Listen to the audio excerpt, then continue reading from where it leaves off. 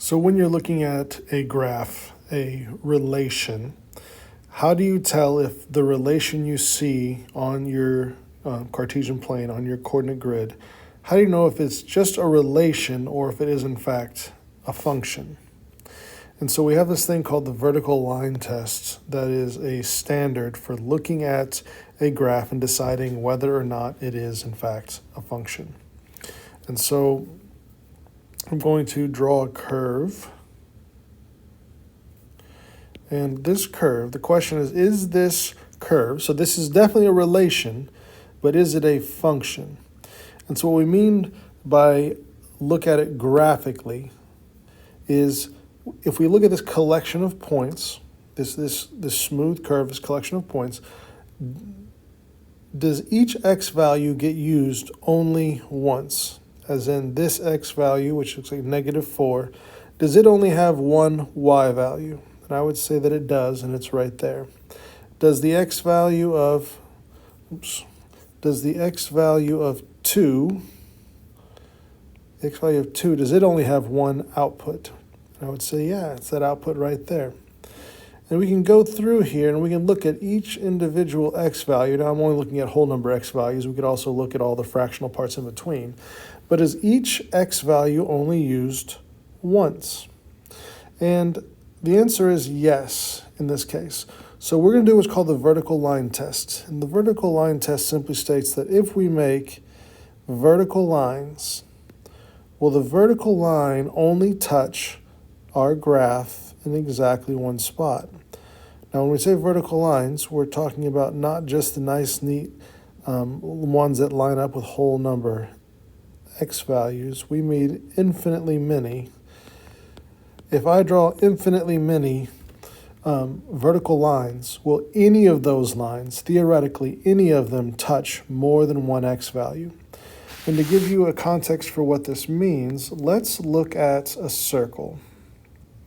So if I plot this circle, -1, -2, -3, so a circle of -3, a radius of -3 looks like this. This is a circle, and is it a function? Well, if I start drawing vertical lines in, what you're going to notice is each of these vertical lines does not touch in just one place. That vertical line touches there, and it touches there. This first vertical line touches there and touches there. It touches in multiple places. What that means is that each x value, so this x value right here, has two outputs. It has an output up here, and it has an output up or down here.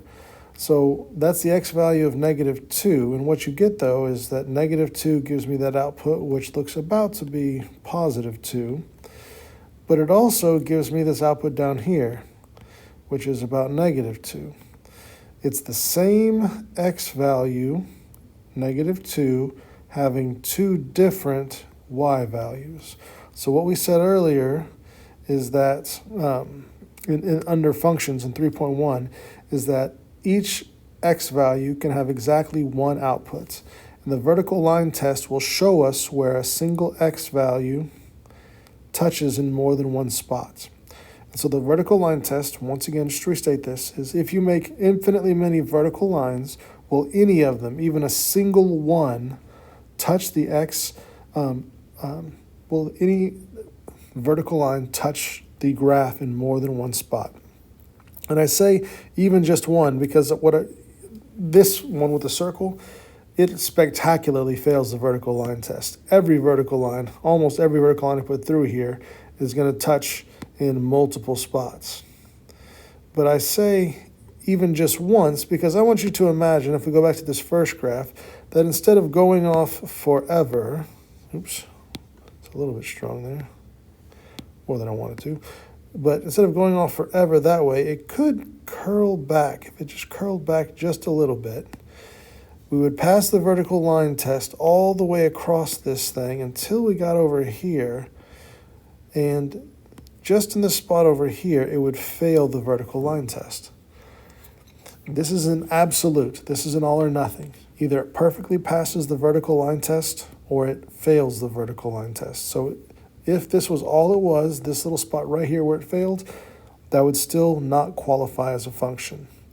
Now, if we go back to our list of parent functions up here, what you'll notice is all of these perfectly pass the vertical line test. Each of these, as different as they are, each one passes the vertical line test. So, vertical line test. How do you test if some random graph is a function or if it's just a relation? We draw vertical lines, infinitely many, a theoretical infinitely many vertical lines, and if any of them would touch the graph in more than one spot, it would be a not function, which the circle is a great example of not a function. But check. If it checks out, then we would say it is a function.